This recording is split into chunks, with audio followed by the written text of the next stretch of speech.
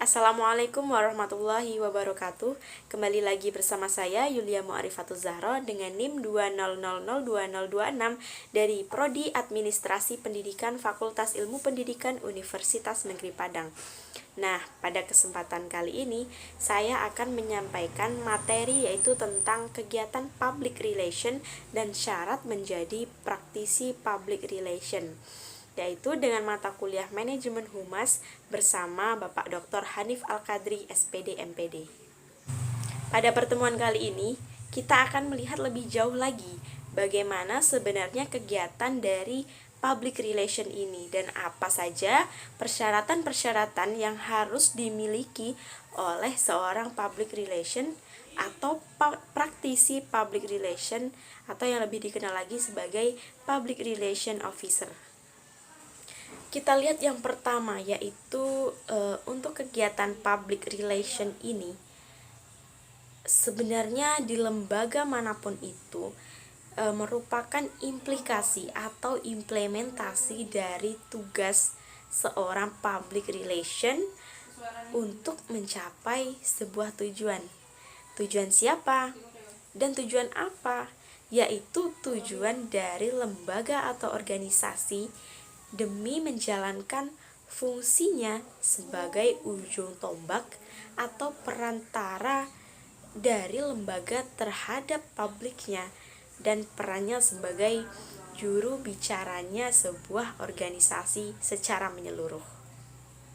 Dan pada hakikatnya, public relation adalah mereka-mereka yang memiliki kegiatan dalam konteks komunikasi atau bagaimana mereka bisa mengkomunikasikan semua ihwal, semua hal, kebijakan atau segala sesuatu yang dimiliki dan memang seharusnya itu dipublish atau diketahui banyak orang, yaitu publiknya dari sebuah lembaga tadi.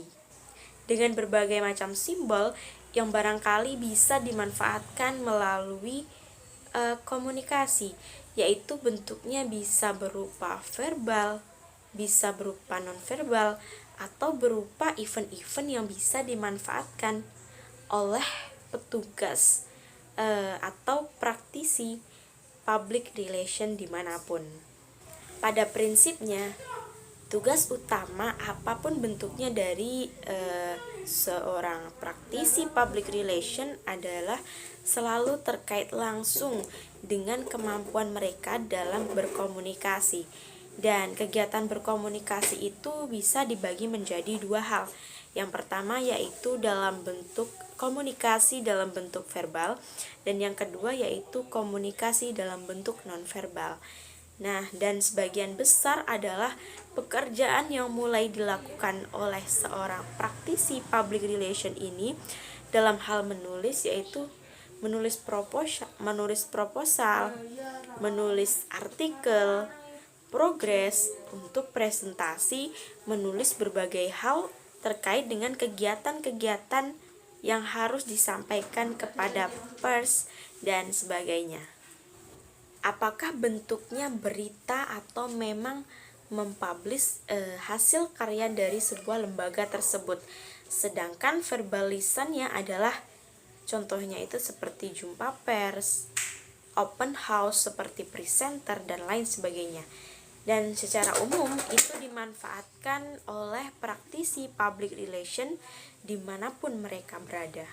Semakin besar organisasinya, maka akan semakin banyak event ataupun kegiatan-kegiatan dalam sebuah lembaga atau organisasi, khususnya dalam bentuk jumpa pers yang dimanfaatkan oleh seorang praktisi public relation. Nah, sementara dalam bentuk komunikasi nonverbal itu meliputi berbagai hal, mulai dari penyelenggaraan pameran, seminar, spesial, event, dan riset. Ada istilah main activity atau aktivitas utamanya. Kita ambil satu pendapat dari Ruslan. Dia menegaskan bahwasanya activity atau aktivitas dari praktisi public relation ini minimal ada 3. Yang pertama, yaitu sebagai komunikator. Artinya, public relation officer ini seharusnya memiliki kemampuan untuk menjadi seorang komunikator yang handal, yang hebat. Apakah secara langsung ataupun tidak langsung berkaitan atau berkomunikasi dengan publik yang dimaksud. Apakah menggunakan media, sarana, atau lewat event, atau memang melalui yang kita sebut yaitu jumpa pers, atau memanfaatkan iklan. Yang kedua yaitu mengactivity dari seorang public relationnya sebuah lembaga. Nah, mereka adalah sebagai backupnya manajemen.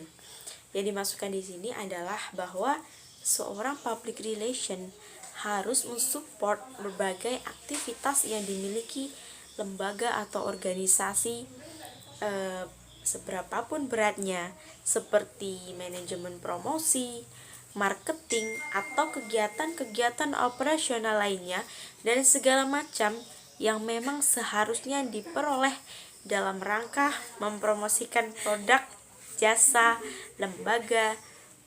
atau lembaga secara keseluruhan. Yang ketiga adalah seorang public relation mengaktivitinya sebagai image, bahwa seorang public relation officer harus menciptakan image positif bagi lembaganya atau bagi organisasinya, mampu menciptakan citra positif atau image positif dalam rangka membangun reputasi lembaga, termasuk penghargaan dan target dari lembaga tersebut. Nah, baik buruknya atau berkembang atau tidaknya sebuah lembaga itu berada di tangan mereka. Selanjutnya kita akan membahas tentang tugas dari public relation. Tugas dari praktisi public relation ini memang sangat berat. Bahkan jika dibandingkan dengan pemimpin, maka hampir satu level dengan praktisi public relation. Tugas yang pertama yaitu tugas seorang public relation adalah menginterpretasikan, menganalisis, melakukan evaluasi terhadap berbagai kecenderungan perilaku publik yang pada akhirnya mereka mampu merekomendasikan kepada manajemen untuk kemudian dibawa ke sebuah lembaga atau organisasi yang dimana hasilnya dirumuskan bersama-sama dalam bentuk kebijakan perusahaan atau organisasi. Kecenderungan perilaku publik dapat diklasifikasikan menjadi 4. Yang pertama yaitu ada yang tidak tahu tetapi mengetahui. Yang kedua, ada yang apatis dan ada yang peduli. Yang ketiga, prasangka tetapi ada yang menerima. Yang keempat, ada yang memiliki atau menyebabkan terjadinya permusuhan, tetapi ada juga bagian-bagian yang memberikan simpati. Tugas dari praktisi seorang public relation yang kedua yaitu mempertemukan kepentingan organisasi dan kepentingan publik. Yang ketiga, mengevaluasi berbagai program perusahaan atau organisasi, khususnya yang berkaitan dengan publik secara langsung. Di dalam kegiatan proses pekerjaan seorang praktisi public relation ini itu bersifat skills. Artinya ada proses public relation itu diibaratkan sebagai sebuah siklus. Artinya program public relation tidak berhenti begitu saja ketika tujuan program tersebut diselesaikan, tetapi akan terjadi berkembang dan terus-menerus. Selanjutnya kita akan membahas tentang aktivitas dari seorang praktisi public relation. Yang pertama yaitu komunikasi. Dalam komunikasi ini adalah sebuah proses pertukaran ide, pendapat, pesan, yaitu melalui visualisasi lisan maupun tulisan, verbal maupun nonverbal. Yang kedua ada publisitas, yaitu disseminasi pesan yang terencana melalui tangan-tangan hebat. Yang ketiga adalah promosi, yaitu aktivitas merealisasikan atau menstimulasi perhatian dari publik terhadap produk. Yang keempat, ada proses agen. Proses agen ini dimanfaatkan melalui software storage. Yang kelima, ada integrated marketing, yaitu pendukung pemasaran dalam membangun image dari sebuah lembaga. Yang keenam, terkait dengan manajemen itu sendiri, yaitu mengidentifikasi, yaitu memonitor reaksi publik terhadap sebuah lembaga atau organisasi.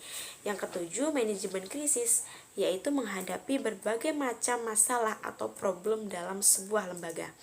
Yang kedelapan, yaitu ada penghubung antara lembaga dengan pemerintah, lembaga dengan media, dan lembaga dengan publik. Selanjutnya yaitu apa saja sebenarnya syarat-syarat menjadi seorang public relation. Yang pertama, harus mampu menghadapi semua orang yang memiliki karakter yang berbeda-beda, yaitu berupa seperti budaya, kemampuan dalam berpikirnya masing-masing, serta latar belakang pendidikan. Dan public relation ini harus mampu memahami dan bersikap toleran terhadap seseorang yang dihadapinya. Yang kedua yaitu mampu berkomunikasi, mampu menjelaskan segala sesuatunya itu dengan jelas.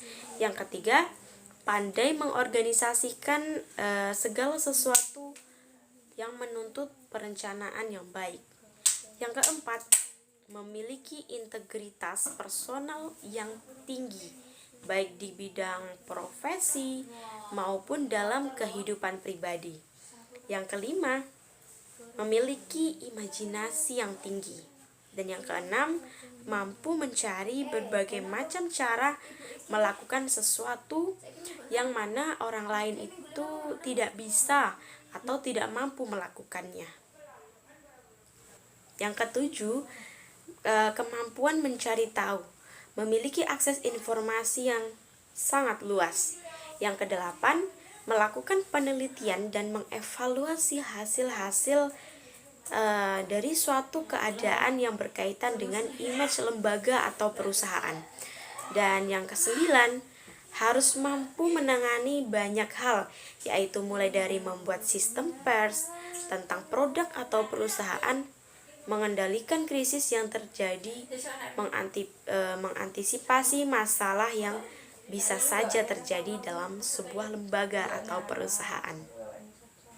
Baiklah, itulah penyampaian materi dari saya tentang kegiatan public relation dan syarat menjadi praktisi seorang public relation. Apabila ada salah kata, saya mohon maaf dan saya akhiri. Wassalamualaikum warahmatullahi wabarakatuh.